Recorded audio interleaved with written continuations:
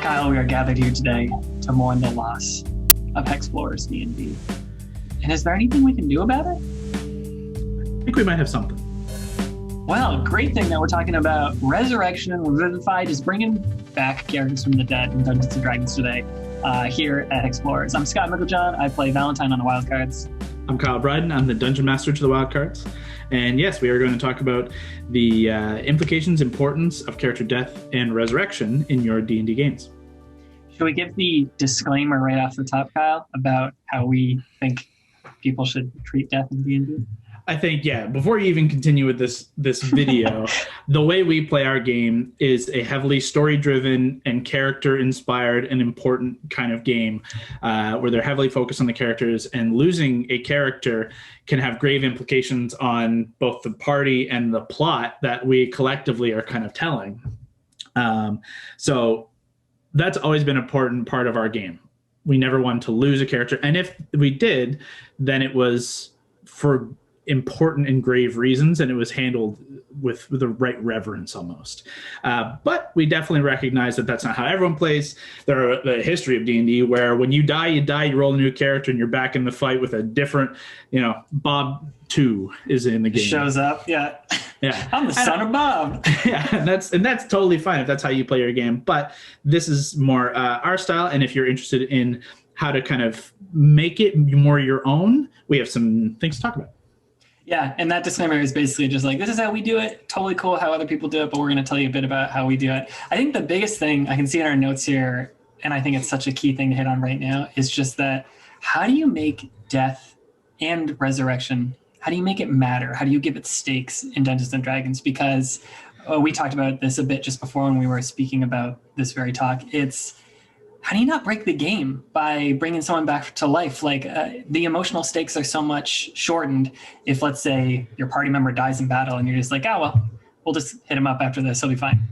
Yeah, it's something that it's simultaneously, it's a weird balancing act because you want your players to fear death and to fear pain. You want their characters to fear those things as if they were mortal characters, as you or I. Like, that's what you want. You want your immersion to feel so real that when your character dies, it's real. It hurts. At least that's how I like to play. Totally. And 5e is definitely built with a more forgiving play style in that there are a lot more easier abilities and easier ways to keep your characters up, keep them in the fight, or to bring them back should the worst happen relatively easily. And what I like about our game, too, is we've even had an instance like this where if death happens in our game and it's like an accident or it's like a miscalculation of like how a battle is stacked, we have options to then, you have options as our benevolent God to fix that mistake. Yeah, there have been several deaths in our campaign over the years, but even in the games that we have up on YouTube streamed here, there have been a handful. And for different reasons, some in the heat of combat, the way the dice roll, it doesn't go so well. But absolutely, one particular moment, I didn't really take into consideration something in a combat. It was a lot of damage, and one of the players fell prematurely, and it was a dramatic moment, and it was interesting. Oh, yeah. But I felt like shit. I did not enjoy what I did, and it was just kind of like, it was totally fine for the moment, but I felt very bad about it and immediately wanted to correct it. But I don't like just rolling back and like, oh no, you just dodge out of the way, it's totally fine. So I went about like implementing these different mechanics, these rules that I have that we'll talk about in more specifics later. But essentially, when this character was hit with this damage, they were pulled out of their body, and essentially their soul was pulled out, and they were going to be ferried on to their next journey.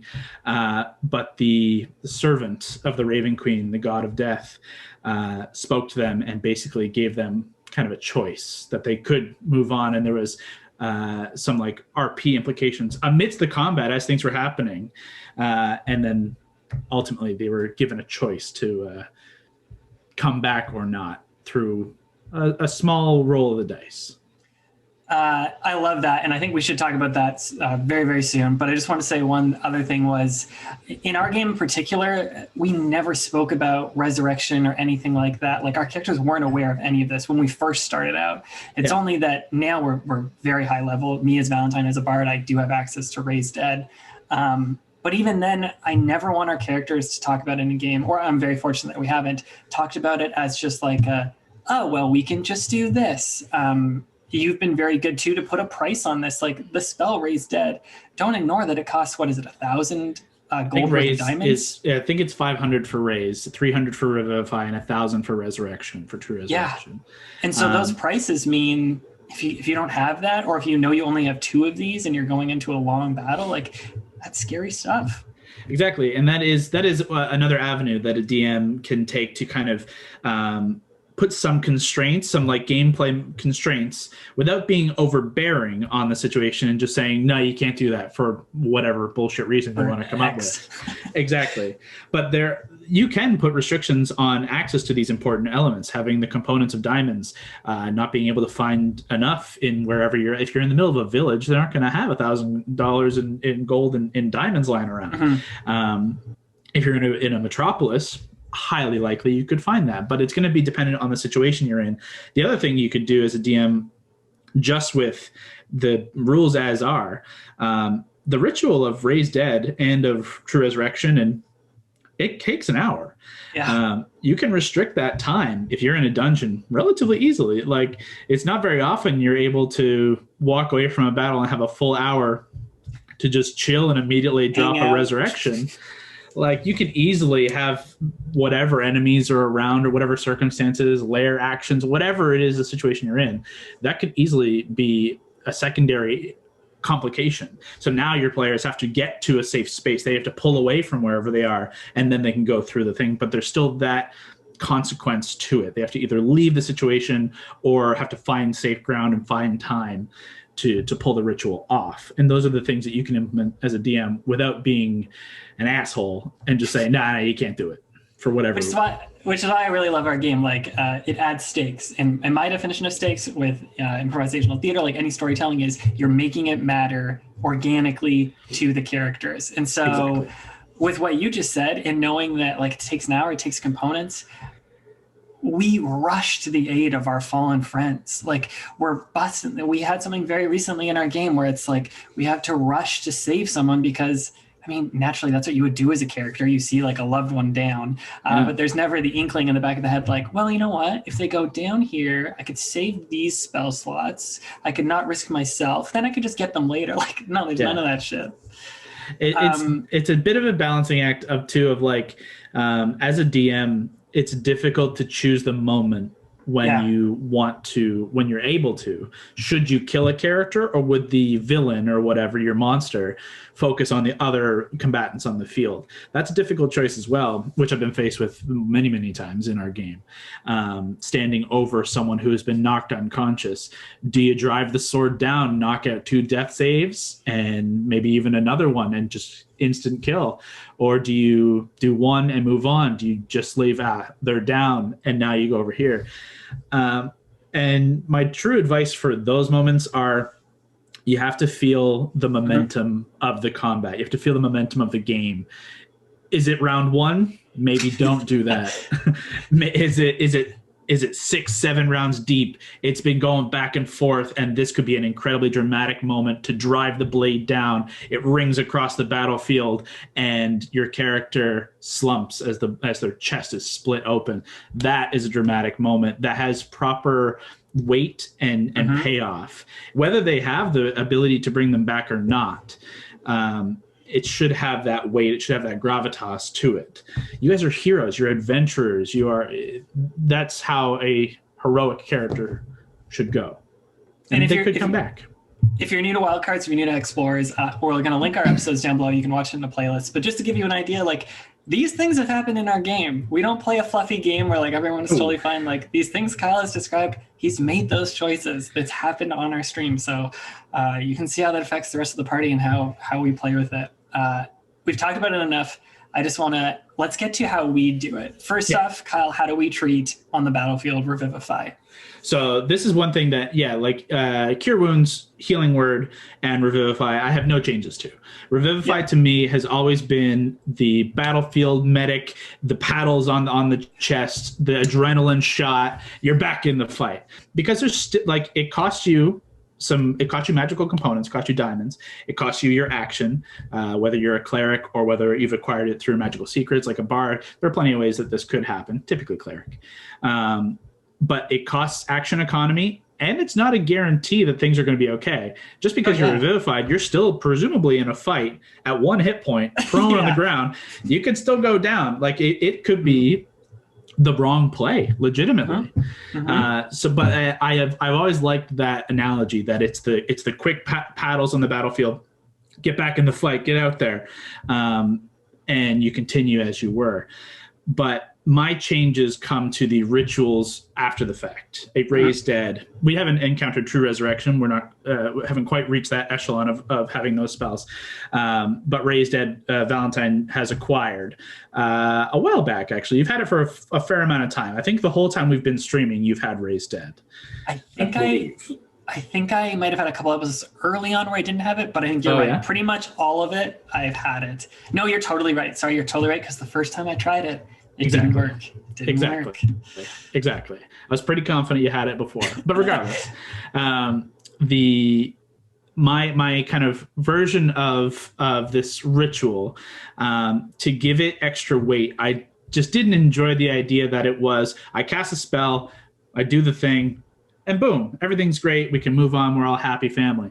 I think that the weight of death should be significant, and that there's a cost to messing with those otherworldly parameters. You know, you're meddling into fate and the gods' affairs when you're pulling souls back and moving them around. It can we break it down? Yeah. So in our game, this is how it would work. I would say I would like to start casting Raised Dead Ritual. Boom. Now it takes an hour, and then Kyle, you take it away from there once that hour pays off. Yeah, I mean, we go through the hour, and typically, very often, it'll be a short rest for the rest of the characters, or watches, depending on the situation. But while you're in the ritual, you are almost in a Zen meditative state as you're kind of peering through the veil to find the soul of the lost. And the way I have done it is, in our game, the Raven Queen is the goddess of death, and her servants, angels, are the farriers of the lost souls, and those who die, immediately they come to claim the soul and either bring them to a limbo state in the ethereal plane to wait to see where it is they're going, or they get a glimpse of where it is they're headed. But so sometimes they even do a vision for the character of seeing that other side. And it can be devastating, but it's so good. You get some really interesting RP to draw from the dead character. But from the caster's side, as the ritual finishes and you feel the last kind of dregs of your magic come through, you are visited by this ferryman, this angel of death, and I kind of play it out as an RP encounter. This angel comes forward to the caster, and in some cases I've kind of bent and broken the rule of whether others can see, others can interact, or whether it's a 1v1 with the caster and the angel, and it kind of plays out depending on the situation. But typically it is an offer to, in this case, Valentine, in our group primarily, that the act of bringing a soul back isn't easy and has a cost.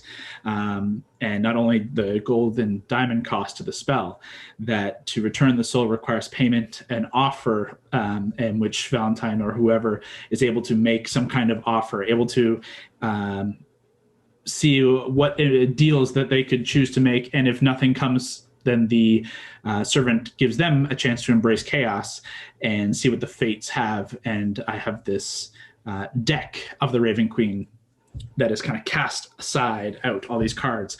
And with a simple roll of the D20, there is an effect on each of these cards. And what happens from there, essentially. Oh man, I totally forgot about the offer off the top, which I thought is always interesting. And then it's just a roll of the dice. And I told Kyle before streaming this, I don't, as Val, we're still playing this game, so I didn't really want to know anything more about the cards, but is there anything you could tell without spoiling anything about what these cards hold upon them? For sure. So the inspiration for it was primarily through the deck of many things. And the deck of many things could be a devastating item to give to your players. But I always liked that random rolling, the drawing of a card, the reveal. It's just so evocative. It's so magical. It's so interesting to me. But I didn't like the potential devastation it could wrought. So I wanted to implement it in some way. And so through the deck of the Raven Queen, in this, every time they go through a raise dead ritual in this case, the deck is presented and they roll a d20, and I have 20 cards, and each have an effect. There are some good cards, as in with the deck of many things. There are some that have no cost, some have significant cost, and some are kind of a middle ground cost. And legitimately, you guys have rolled incredibly well. It's been, for the 4-ish times it's happened in game, you guys have gotten very lucky. There are some devastating ones on there. Don't say anything about them. No, I won't. I'm not going to. But the mystery is more interesting than anything.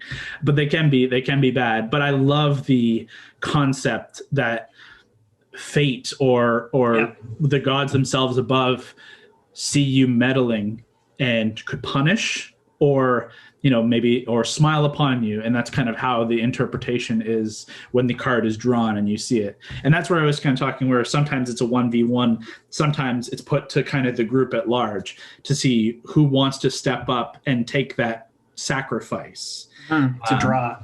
Exactly. And it's more now it's not just always on the caster, because that's where I didn't like it, because in our game it was only going to ever be you. I just get fucked every time. So I like the idea that now it was pulling a little bit of inspiration from Matt Mercer and Critical Role's Ritual of Return, where each of the characters, it's kind of given anyone can come forward with an offering to beckon the soul back to their body as the ritual is underway. Now, in our game, I took that idea of now everyone can come forward and be willing to take the hit of whatever chance this could be, with no knowledge of what the penalty could be, and just kind of hope for the best. But it's a big character moment of like, I'm willing to take some random potential sacrifice to bring my friend back, and we've had some really good moments. Yeah, it's made great role play. The other thing our producer noticed too, that I wanted to bring up, is now that we're drawing cards as well, that's less of it. Like, the cards go down, and then just like you said, I mean, we don't really know this. We don't like fucking with fate, but like, the rest of the cards aren't great. Like, I don't want to keep playing with these cards because they're terrifying, both as a player, like as Scott, and then also as like in the game as Valentine. Yeah, they terrify. So for mechanical reasons, when they re-roll, when they hit a number they've already hit, they just re-roll them and just keep going until you get a card that makes sense, that they haven't drawn yet. But the idea is incredibly simple. I think it is an evocative idea. I think it works really well for our style of game. And if any of you are interested in something like that, it's honestly an easily modifiable thing to add to your campaign. As you go through the ritual, just write up 20 options using the deck of many things, as I did, as inspiration. But you can really tailor it to the campaign setting and tailor it to the scenario you're in. You can tailor it to the god of death in your game. Maybe they're more benevolent, or they really want to see everyone die. But you can have a good mix of good reward and penalty to really add stakes to life and death. But never, I just think it gives a good way to give risk, but still grant the reward of the resurrection. Yeah, and from a player perspective on all of this, I just love it because, just like you said off the top, this should be a big deal. Bringing someone back to life, and Valentine as a like warlock with like a patron of the Summer Queen, like knowing of these deities, fearing that, like fearing repercussions, fearing dabbling in these things that are beyond like the mortal realm should scare them. It's not something they should just be like, oh, okay, we could just, bring someone back to life. Like that's not something that you should handle that smoothly. So it's made great role play for us. Like it's always devastating, and a player death this is how I feel, but it should always be devastating to the other players, especially if they're very, very close. And so then that quest, that challenge to bring them back to life should be very meaningful. So I've loved and feared every time we do this. And I think we said this early on too, but yeah, we're higher level now, which also just kind of adds to that fact that we're dabbling in this stuff, not only from we have access to this, but as well, our campaign has built up so much with these characters. They've been tied so much into the story that maybe if we were earlier level, like if it was third level and I didn't like playing this character, I'd probably be like, yo, can I just roll up someone new? Like I wasn't really 100%. Driving with this. Yeah. But I mean, we're over 100 episodes now, so we're tied to this. We're well over 100 episode or game sessions. We're several years into it, and from the beginning, like that was something that I in our informal session 0 was something that I said, like I want this game to go the length. I want to reach the level 20. I want to hit these big milestones with these characters. I want you guys to evolve from not knowing anything to being legends. And so that was the intention from the beginning. And if you just died and that was the end of your character, I feel like it would have been incredibly ill-fitting to the campaign, to the story. If you died and it was fitting, like a sacrificial kind of death, then of course that has weight, that has purpose. But dying in a random off combat, it just never fit to me. So I'm glad that there are mechanics in the game, but I want them to still have more weight than a simple spell slot and maybe a couple of gold. I'd love to close talking about one of the first times we ever dabbled in this in our game. I'm specifically thinking of, this is a nice little gem if you're a Wildcards fan, if you've been watching along. In our game, when Gord first made contact with Orcus put out a challenge to him, and this demon erupted from him. I think this is Ali's first game with us. First or second, yeah. And we talked about this in our multi-classing video, I believe, or in the Power Creep video, I think briefly. Yeah. Gord, or Brock, was just not really jiving with the character that he'd built with this druid bard split. It was a lot to handle, and then he just kind of got really inspired. He saw the monster manual and saw Orcus, and he's like, who's this? He got really excited. He's my guy. He's like, could I do something with that? And so I just tinkered and made some stuff. But he kind of embraced this pact with Orcus. But through that, they were kind of in the middle of an adventure when we were having this discussion. And so visited the night in a dream, in a conversation. And then this demon did burst forth in the woods that they were in. This random combat encounter kicked off. But unfortunately, 2 characters passed in that encounter. It was a devastation, either in the eruption of the demon when it died and it erupted. It was a necrotic. A circle of death, potentially. Just an ability that they had. Both Valentine and Mary died. So here's the thing. We had, I think in Ep 3, you gave us this necklace that had 1 cast Revivify in it. That's right. So we've been carrying that around and being like, when do we use this? So then Mary and I both go down. Mary is Kyle's wife, by the way. And then you had to make the choice because we had 1 cleric with us. Who does she cast her 1 Revivify on? So I remember you rolled the dice and it was me. So she cast it on me. And then I come back to life and I grab the necklace and then I slam it down on Mary. And then we were both up. But it was terrifying. Oh, man. It was rough. I didn't feel bad about that one in terms of that you died, because I thought the circumstances were so interesting. Oh yeah. That, like, had you guys stayed dead, or had the rest of the party had to pull you back to Arendelle, you weren't super far. You were a couple of days journey out of there, to like return you to the city to try and find a way to fix the problem, or if only one of you could come back through Neavir's abilities. That it would have been Gord's fault. It would have been his decision that led to like that. That to me is so interesting. But I also liked the random effect of rolling for who Niamh would choose, and it wasn't even so much like a choice as an instinct, as she revivified Val with like her last spell slot. Just got confirmation that it was also Leah's birthday on that day. I repeat, I did not feel bad. It was worthwhile. Kyle, any closing thoughts as we wrap up our talk about death here? Pretty much it's just, go for it. Back to what we said at the beginning. Death should matter in your game, and it should have stakes. It should have consequences. It shouldn't be thought of as flippant. Even once you get to the level of 15, as wherever you get to, and you're able to change life like that through your magic, you should still the weight should still be there, and this potential for resurrection should still matter. So as a DM, I think implementing something like this adds a lot of levels to the world building of your game, adds a lot of levels to RP that your characters could impart in, and just makes everything just feel more like a cohesive, like real thing. So I would consider it if I was a DM out there. And if you're a player and you guys have never had death in your party yet, well, first off, congrats. But second, it's probably coming for you. So you should have these conversations with your DM. Just make sure you have something in place so that you carry that element of realism into your game, and that everyone kind of agrees to like what is fair, what feels right for your group. Mm-hmm. If you liked these talks, we got plenty more on the channel. Kyle mentioned RP. We got role-playing tips down here. We'll also link, we mentioned multi-classing earlier. We'll link that one too. But we got plenty more of these kind of talks coming up on our channel. Yeah, and of course, you can check out our new episodes with the Wildcards on Tuesdays every week. We have a new episode coming out, so stay tuned for those.